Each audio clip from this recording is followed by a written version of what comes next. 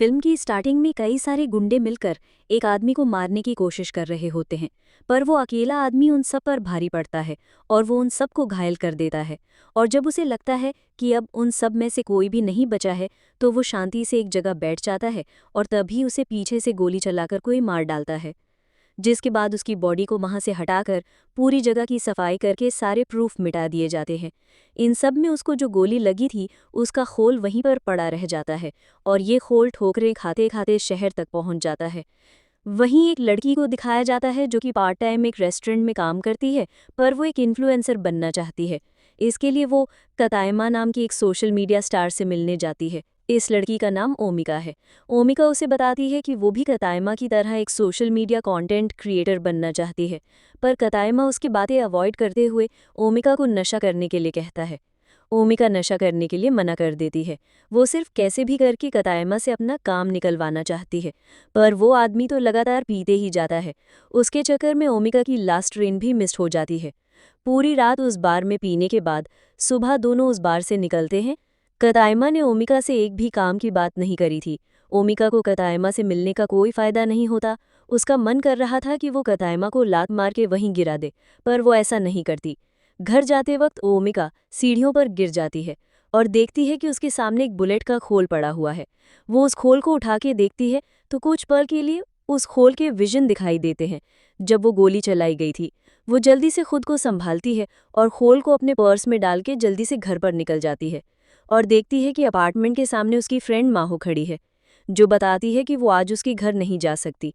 ओमिका उसके चेहरे की चोट को देखकर कहने लगती है कि तुम मुझसे ब्रेकअप क्यों नहीं कर लेती। जिसके बाद दोनों घर में चली जाती हैं और फिर ओमिका देखती है कि दरवाजे के पास कोई आदमी खड़ा है। उसे देखकर ओमिका डर जाती है। माहो ओमिका से पूछती है कि क्या हुआ, तो वो माहो से बोलती है कि ये आदमी कौन है। तो माहो दरवाजे की तरफ देखती है और फिर ओमिका से बोलती है कि आखिर तुम ये क्या बोल रही हो, वहां पर तो कोई नहीं है।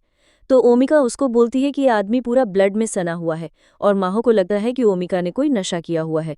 फिर ओमिका उस आदमी की तरफ कुछ फेंकती है जो उस आदमी के आर पार निकल जाता है और ये देखकर ओमिका डर जाती है और भूत भूत चिल्लाने लगती है। माहो भी उसे देखकर घबरा जाती है और वो ओमिका को शांत करने की कोशिश करती है और फिर जब वो आदमी वहां से गायब हो जाता है तब जाकर वो शांत होती है। तभी माहो के फ़ोन पर एक मैसेज आता है। उसे देखकर माहो ओमिका से कहती है कि उसे जाना होगा। जाने से पहले वो उससे बोलती है कि तुम डॉक्टर को ज़रूर चेक करा लेना। ओमिका जैसे ही अपने अपार्टमेंट का डोर बंद कर देती है, उसे पीछे से उस आदमी की आवाज़ आती है। वो ओमिका को बोलता है कि क्या उसे जाने देना ठीक था। वो उसको देखकर काफ़ी ज़्यादा डर जाती है और कहती है कि ये भूत बात कर रहा है और फिर वो दरवाज़ा खोलकर वहाँ से भागने की कोशिश करती है। पर जब वो आदमी देखता है कि ओमिका गिरने वाली है तो उसका हाथ पकड़ लेता है, लेकिन फिर भी ओमिका गिर जाती है क्योंकि जब उस आदमी ने उसका हाथ थामा तो ओमिका की बॉडी में वो घुस गया था। और सबसे ज़्यादा इंटरेस्टिंग बात तो ये थी कि वो दोनों आपस में बात कर पा रहे थे और दोनों ही ओमिका की बॉडी को कंट्रोल भी कर रहे थे। ओमिका उस भूत से कहती है कि मेरी बॉडी से बाहर निकलो। भूत ओमिका से बोलता है कि बात यह है कि मैं पहली बार भूत बना हूँ, तो मुझे इस प्रोसेस के बारे में इतना ज़्यादा पता नहीं है। ओमिका उससे कहती है मुझे कुछ नहीं पता, तुम बस मेरी बॉडी से बाहर निकलो। तो भूत उससे कहता है कि ठीक है, आज के लिए इतना बहुत है, और वो उसकी बॉडी से बाहर निकल जाता है। ओमिका को लगता है कि वो भूत वहाँ से चला गया है और वो भगवान को शुक्रिया करती है। पर तभी वो भूत उसके सामने आकर कहने लगता है कि किसी की बॉडी में घुसना उतना अच्छा भी नहीं है जितना कि मैंने सोचा था। और ओमिका उसको देख के फिर डर जाती है और चिल्लाते हुए भागती है कि ये अभी तक यहीं पर है। भागते हुए भूमिका सोचती है कि क्या उसे पुलिस को बुलाना चाहिए, पर जैसे ही वो सीढ़ियां उतरती है घोस्ट उसके सामने फिर से आ जाता है, क्योंकि जब भी ओमिका उस घोस्ट से 15 मीटर के रेडियस से दूर जाती है तो घोस्ट अपने आप ही टेलीपोर्ट करके ओमिका के सामने चला आता है।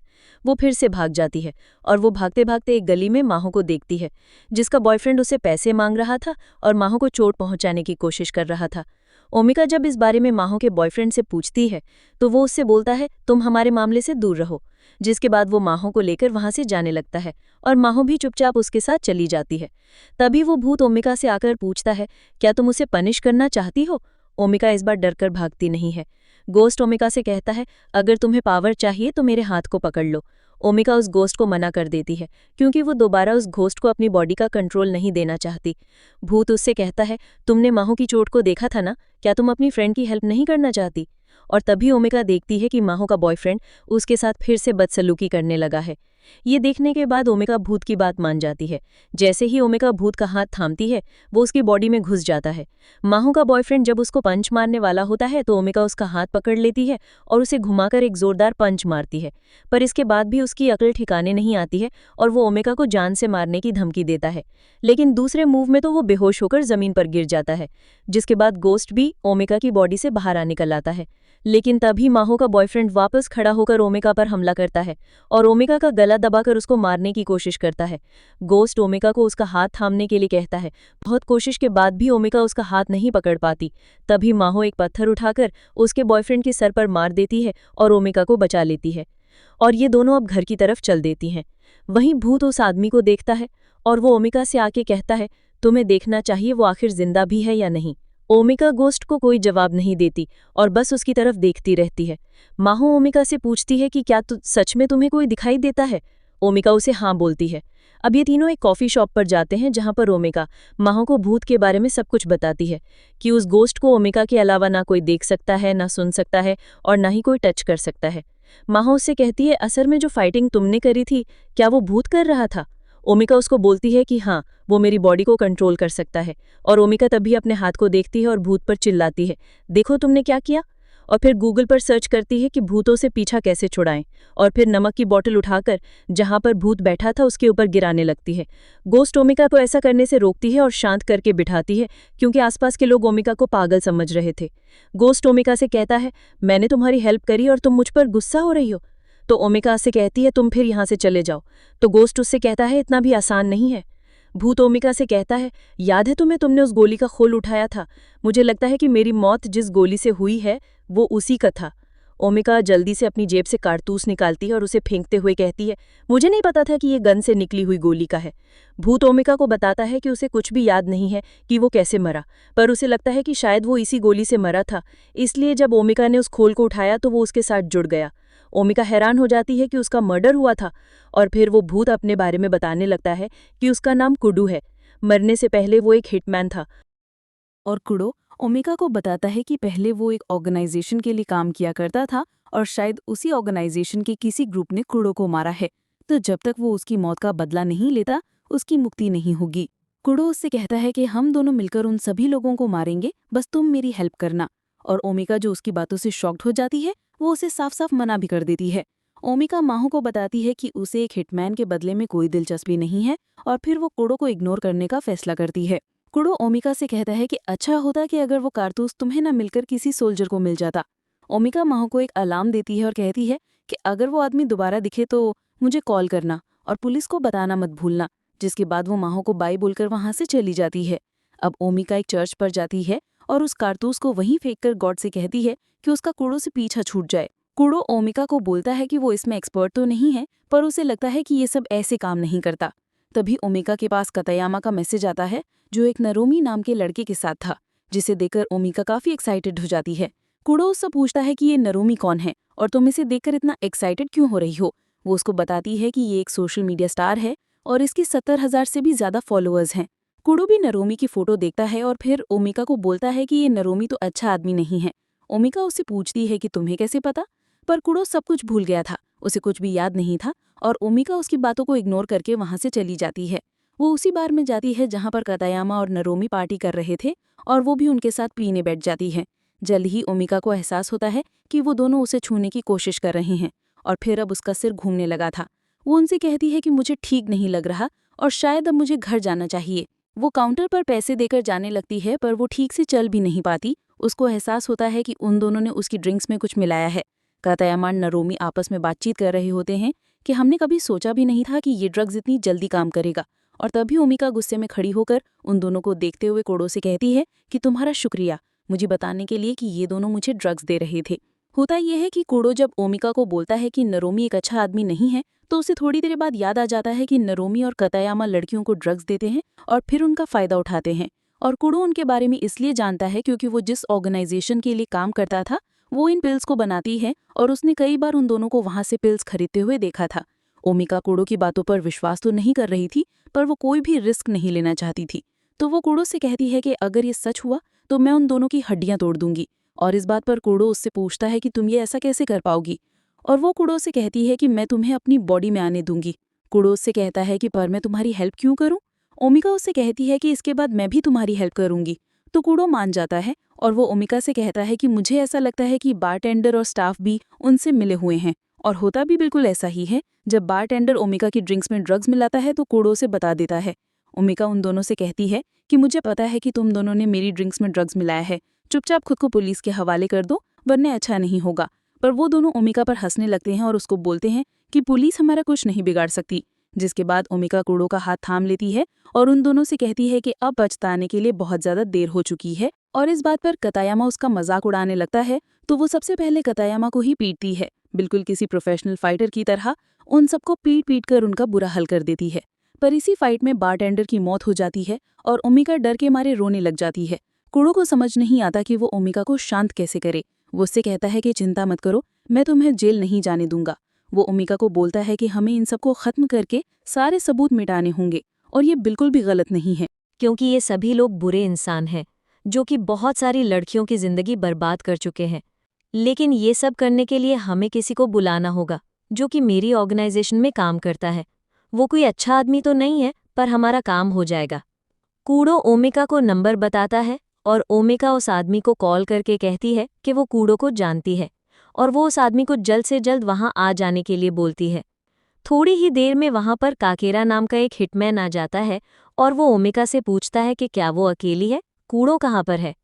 तो ओमिका उसको बताने लगती है कि कूड़ो अब एक घोस्ट बन चुका है और बस अब वो ओमिका को ही दिखाई देता है। पर काकेरा को ओमिका की बातें मजाक लग रही होती हैं। वो चाकू निकालकर ओमिका की ओर बढ़ने लगता है। कूड़ो घबराते हुए ओमिका से कहता है कि वो तुम्हें मारने से पहले एक बार भी नहीं सोचेगा। वो जल्दी से ओमिका की बॉडी में घुस के काकेरा का चाकू उसी की तरफ तान देता है और कहता है, तुम अब भी मुझे हरा नहीं सकते। काकेरा समझ जाता है कि ये तो बस कूड़ो ही कर सकता है। जिसके बाद ओमिका कूड़ो की बातें काकेरा को समझाती है और फिर वो अपने काम पर लग जाता है। जितनी भी बॉडीज थीं उनको एक गाड़ी में डालकर वो वहां से निकल जाते हैं। ओमिका रास्ते में काकेरा से कूड़ो की मौत के बारे में पूछती है तो काकेरा ओमिका को बताता है कि उसे इस बारे में ज्यादा नहीं पता, पर कुछ दिन पहले ही उनकी ऑर्गेनाइजेशन के ओनर की मौत हो गई, जिसके बाद सारा काम ओनर के बेटे ने अपने हाथ में ले लिया। लेकिन नया ओनर गलत काम करने लगा और कूड़ो को ये सब बिल्कुल भी पसंद नहीं था। तो ओमिका कहती है कि मतलब ओनर ने ही कूड़ो को मारा है। काकेरा उसे बोलता है कि वो इसके बारे में ज्यादा कुछ नहीं जानता। अब वो उन सभी को वहीं लेके जाता है जहां पर कि कूड़ो को मारा गया था और यहाँ आने के बाद कूड़ो को भी वो जगह जानी पहचानी सी लगती है। काकेरा उन सबको खत्म करके अपना काम पूरा करता है, जिसके बाद वो ओमिका को उसके अपार्टमेंट के सामने ड्रॉप करता है और जाने के पहले पूछता है कि क्या कूड़ो ओमिका को सच में दिखाई देता है। ओमिका उसको हाँ में जवाब देती है और वो ओमिका को दोबारा कभी न मिलने का बोल के चला जाता है। अपार्टमेंट में आने के बाद ओमिका कूड़ो को थैंक यू बोलती है और बताती है कि अगर कूड़ो नहीं होता तो पता नहीं वो लोग उसके साथ क्या करते। जिस पर कूड़ो कहता है कि उसने पिछली लाइफ में कई सारे लोगों को मारा है, पर मरने के बाद उसे लोगों की हेल्प करके काफी अच्छा लग रहा है। फिर ओमिका कूड़ो से कहती है कि वादा करो कि तुम अब से किसी को परेशान नहीं करोगे, एक हीरो बन के रहोगे। और कूड़ो भी उसकी बात मान जाता है। जिसके बाद ओमिका सो जाती है और इधर दूसरी तरफ कूड़ो की ऑर्गेनाइजेशन को दिखाया जाता है। उसका न्यू ओनर जो कि लीडर बनते ही गलत काम करने लगा था, वो टेंशन में होता है कि कूड़ो मरा भी है या फिर नहीं। तभी वहां पर काकेरा आता है और उस ओनर से बोलता है कि उसे कूड़ो के बारे में उससे कुछ बात करनी है। ओनर उससे पूछता है, क्या तुम्हारे पास कूड़ो का कॉल आया था? काकेरा बताता है कि एक कॉलेज की लड़की को कूड़ो के भूत ने वश में करके रखा है। ओनर को उसके बातों पर विश्वास तो नहीं होता, लेकिन फिर भी वो कुछ हिटमैन को सच्चाई का पता लगाने के लिए भेज देता है। काकेरा ओनर को वार्निंग देता है कि नॉर्मल गुंडों को मत भेजना, कोई भी नहीं बचेगा। पर ओनर को काकेरा की बातें मजाक लग रही होती हैं। थोड़ी देर बाद वो गुंडे ओमिका के अपार्टमेंट तक पहुंच जाते हैं। खतरे का एहसास होते ही कूड़ो जल्दी से ओमिका को जगाता है और पैरों की आवाज सुनकर वो समझ जाता है कि 4 लोग उन्हीं की तरफ आ रहे हैं। जैसे ही उन्हें दूर पर आवाज आती है, वो तुरंत ओमिका को उसका हाथ थामने को बोलता है। अब चारों में से एक गुंडा घर के अंदर एंट्री करता है, जिसे कूड़ो आसानी से पकड़कर उसकी गन बाकी तीनों की तरफ तान देता है। इन गुंडों का लीडर बाहर से देखता है कि अपार्टमेंट में गोलियां चल रही हैं। वो अंदर जाकर देखता है तो उसके चारों साथी वहां पर घायल पड़े हुए थे। बैल्कनी से नीचे देखता है तो वो लड़की वहां से भाग रही थी। ओमिका भागते हुए उसी जगह पर पहुंच जाती है जहां पर कि कूड़ो मरा था। और सरप्राइजिंग बात तो ये थी कि यहाँ पर काकेरा पहले से मौजूद था। काकेरा बताता है कि उसने सबको ओमेका के बारे में खबर दी थी। ये सुनकर कूड़ो उस पर काफी गुस्सा होता है। ओमेका काकेरा से कहती है कि तुम्हारी वजह से मेरे अपार्टमेंट की हालत बिगड़ चुकी है, अब तुम ही उसे सही करके दोगे। और जब काकेरा ओमेका पर गन तान देता है तो कूड़ो तुरंत ही ओमेका की बॉडी में घुसकर काकेरा की गन छीनकर उसे खोलकर फेंक देता है। अब इन दोनों के बीच में फाइट होती है और काकेरा गन उठाकर बड़ी चालाकी से उसे शूट करना चाहता है, पर कूड़ो फिर से उसकी गन छीनकर उसी पर तान देता है। और जैसे ही वो काकेरा पर गन पॉइंट करता है, उसे सब याद आने लगता है कि वो कैसे मरा था। काकेरा कूड़ो को बोलता है कि हाँ, मैंने ही तुम्हें मारा है। और कूड़ो उससे पूछता है कि तुमने आखिर ऐसा क्यों किया। काकेरा बताता है कि जब न्यू ओनर बना तो हम लोग उसके खिलाफ थे, पर बाद में तुमने बिना बताए जॉब छोड़ दी और हमारे बदले की आग वहीं पर बुझ गई, जिसके बाद ओनर ने तुम्हें मारने के लिए ऑर्डर्स दिए और मुझे ऐसा करना पड़ा, नहीं तो वो लोग भी मुझे नहीं छोड़ते। और फिर कूड़ो को याद आता है कि जब काकेरा उसे मारने आया था तो उसने कूड़ो को भागने का मौका दिया था, पर कूड़ो अपनी लाइफ से तंग आ चुका था और उसी ने काकेरा को उसको मारने के लिए बोला था। काकेरा रोने लग जाता है क्योंकि वो भी अब अपनी लाइफ से तंग आ चुका था। और वही इधर ओनर काफी गुस्से में होता है कि एक मामूली सी लड़की इतने प्रोफेशनल फाइटर्स को मारकर कैसे भाग सकती है। और गुंडे उसको बताते हैं कि उसके मूव्स किसी नॉर्मल इंसान के नहीं थे, जरूर उसमें कूड़ों की आत्मा है। और इधर काकेरा उसको बोलता है कि तुम्हें यह शहर छोड़कर जाना होगा, वो लोग तुम्हारा पीछा नहीं छोड़ेंगे। और ओमेका काकेरा से बोलती है कि क्यों ना हम ओनर को ही खत्म कर दें, इससे सब सही हो जाएगा, फिर न तुम्हें खतरा होगा न मुझे, और सबसे जरूरी बात कूड़ों को भी मुक्ति मिल जाएगी। पर काकेरा उसकी इस बात पर राजी नहीं होता, क्योंकि इस काम में बहुत ज्यादा खतरा है और इसमें ओमेका की जान भी जा सकती है।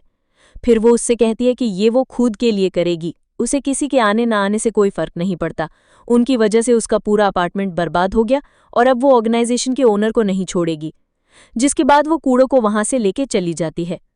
थोड़ी देर में काकेरा अपनी कार लेकर उनके पास आता है और ओमेका से कहता है कि ठीक है, अगर तुम्हें मरना ही है तो मैं भी तुम्हारे साथ हूँ। अब ये तीनों लोग ऑर्गेनाइजेशन पर पहुंच जाते हैं। काकेरा पहले अंदर एंट्री करता है पता लगाने के लिए कि कितने गुंडे कहाँ पर हैं, और ओमेका कूड़ों के साथ हथियारों के गोडाउन की तरफ जाती है। कूड़ो आगे जाता है क्योंकि उसे कोई नहीं देख सकता, पर वो तो सबको देख सकता है, और वो ओमेका को अलर्ट करता रहता है। और वो दोनों हथियारों के गोडाउन में पहुंच जाते हैं और फिर जरूरत के सारे हथियार लेकर काकेरा को इन्फॉर्म करते हैं। और फिर काकेरा भी वहां पहुंच जाता है और फिर कूड़ो ओमेका की बॉडी में घुस जाता है और वो दोनों मिलकर सब पर हमला करते हैं। यहाँ पर एक जोरदार शूट आउट होता है जिसमें लगभग सभी गुंडे मारे जाते हैं। लास्ट में सिर्फ उनका ओनर बचता है और कूड़ो उसके दोनों पैरों पर गोली मारकर उसे घुटनों के बल बिठा देता है। ओमेका ओनर से कहती है कि मुझे अपने अपार्टमेंट के रिपेयरिंग के लिए पैसे चाहिए। ओनर ओमेका से कहता है कि तुमने सिर्फ अपने अपार्टमेंट के लिए मेरे पूरे ऑर्गेनाइजेशन को बर्बाद कर दिया, पर असलियत में तो ओमेका ने ये सब कूड़ों को मुक्ति दिलाने के लिए किया था। जिसके बाद काकेरा उस ओनर को खत्म कर देता है। ओमेका काफी खुश होती है कि सब कुछ सही हो गया, पर साथ ही उसे काफी ज्यादा पेन भी हो रहा था क्योंकि उसकी बॉडी की हालत काफी खराब हो चुकी थी। अब वो लंगड़ाते हुए अपने घर की तरफ चल देती है और साथ ही कूड़ो को हर एक चीज के लिए शुक्रिया कर रही होती है। तभी वो पीछे मुड़कर देखती है कि कूड़ो उसके साथ नहीं है। काकेरा ओमेका से पूछता है कि कूड़ो ने क्या बोला, तो ओमेका उसे बोलती है कि शायद वो यहाँ से चला गया है। ये सुनकर काकेरा काफी खुश होता है। काकेरा ओमेका से कहता है कि मैं तुम्हारे अपार्टमेंट का खर्चा दे दूंगा और इसके बाद हम कभी नहीं मिलेंगे। इसके बाद ओमेका काकेरा को थैंक यू बोलकर अपने घर की तरफ निकल जाती है। कुछ दिनों बाद हम देखते हैं कि ओमेका जब उन सीढ़ियों से वापस गुजर रही होती है तो उसे वही कारतूस वापस मिलता है, जिसे देखकर ओमेका काफी खुश होती है और वो उसे अपने पर्स में रख लेती है और सोचती है कि क्या पता कूड़ों उसे मिलने वापस आ जाए। और इसी के साथ ये मूवी यहाँ पर एंड हो जाती है। गाइज, आपको मूवी कैसी लगी प्लीज़ कमेंट करके बताएं और चैनल को सब्सक्राइब करें और वीडियो को लाइक करें। Thank you.